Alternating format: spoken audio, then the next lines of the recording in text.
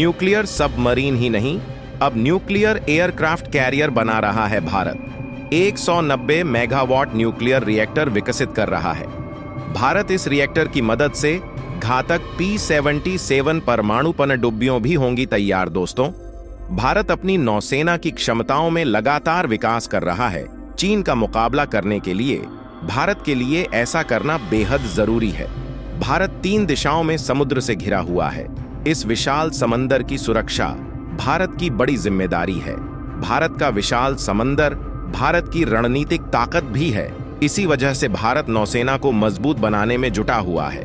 भारत अपनी नौसेना में अंडर वाटर क्षमताओं को बढ़ाने के लिए ताकतवर पर पनडुब्बियों की तादाद बढ़ा रहा है। परमाणु पनडुब्बियों की बढ़ती संख्या दुश्मनों के कलेजे कपा रही है, लेकिन अब भारत ने जो आगे प्लान बनाया है वह बेहद घातक होने वाला है। भारत का Bhabha atomic research centre 190 megawatt परमाणु रिएक्टर बनाने में लगा है। इसकी मदद से P-77 के तहत परमाणु पनडुब्बियों तैयार होंगी, जबकि भारत इसके जरिए परमाणु ताकत से चलने वाला एयरक्राफ्ट करियर भी बनाएगा। इन रिएक्टर्स की मदद से भारत को इन करियर्स की लागत को कम करने में मदद मिलेगी, वहीं इनकी क्षमताओं में कई गुना वृद्धि होगी। यह तकनीक भारत की रणनीतिक क्षमताओं में तगड़ा इजाफा करेगी। तो आइए जानते हैं भारत के इस मेगा प्लान के बारे में। और आगे बढ़ने से पहले भारतीय नौसेना के समर्थन में वीडियो को लाइक जरूर करें। परमाणु पनडुब्बियों को लेकर भारत एक्टिव होकर कर रहा है काम। लगातार इन सबमरीन्स की तकनीकों में किया जा रहा है इजाफा। इस वीडियो में सबसे पहले हम आपको यह बताएंगे कि भारत अपनी परमाणु पनडुब्बियों को लेकर इतना एक्टिव क्यों है, जबकि इसके आगे हम आपको यह बताएंगे कि एयरक्राफ्ट करियर को लेकर भारत की क्या नीतियां हैं। पनडुब्बियों का ऐसा हथियार है जो किसी देश की ताकत को कई गुना बढ़ा देता है।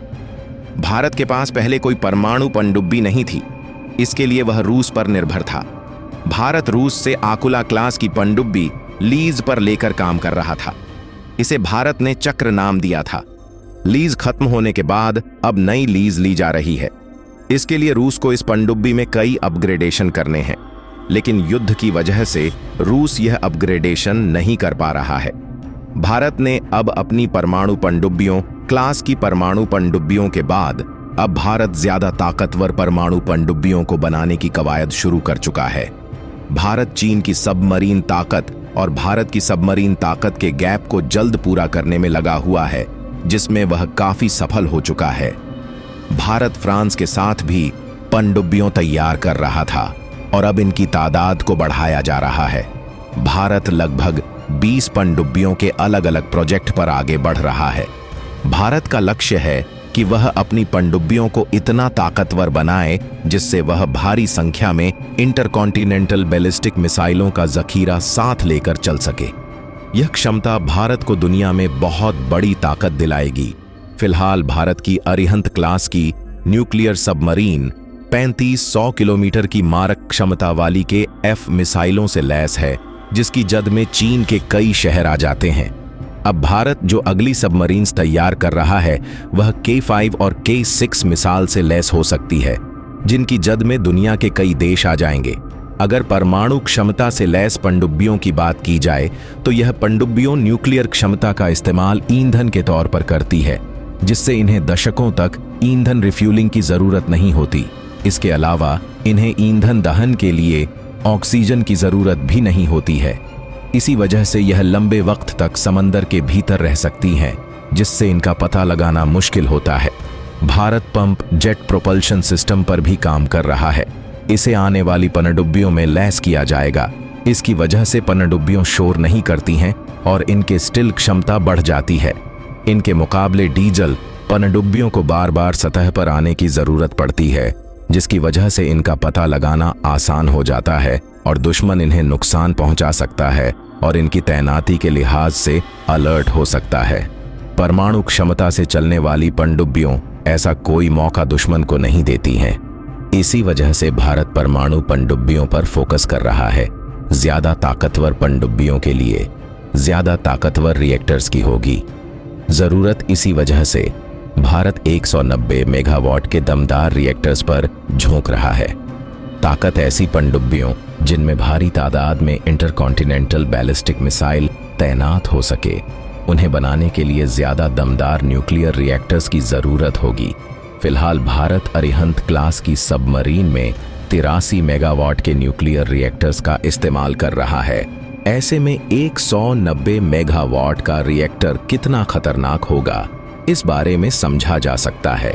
न्यूक्लियर रिएक्टर का इस्तेमाल इलेक्ट्रिसिटी जनरेट करने के लिए होता है। परमाणु पनडुब्बियों में छोटे साइज के रिएक्टर्स तैनात होते हैं जो पनडुब्बियों को इलेक्ट्रिसिटी की आपूर्ति करते हैं। यह ईंधन के तौर पर यूरेनियम का इस्तेमाल करते हैं।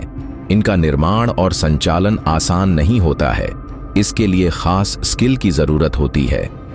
भारत 190 मेगावाट के रिएक्टर्स को ऑपरेट करने के लिए ऐसे स्किल्ड लोगों को तैयार कर रहा है जो नौसेना की इन पनडुब्बियों को ऑपरेट कर सकेंगे।